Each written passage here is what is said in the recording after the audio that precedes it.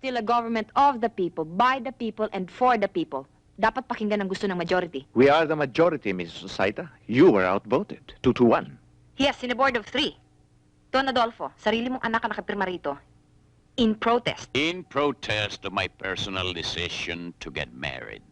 Mrs. Osaita, a first-class citizen like you ay hindi dapat mag-aksaya ng panahon on second-class disagreements. Arthur, tawagan mo na si Marsona. I-advance mo na ang contract signing for tomorrow at nang matapos ng gulong ito. Okay. And of course, you're invited, Mrs. Osaita. Education is not a second-class matter. This is only the beginning, Don Adolfo. Hindi pa tapos ito. Arthur, kung minsan nakakatakot ang mga babae, ang tingin ko kay Miss Osaita, para sa kanya, revenge is sweeter than sex.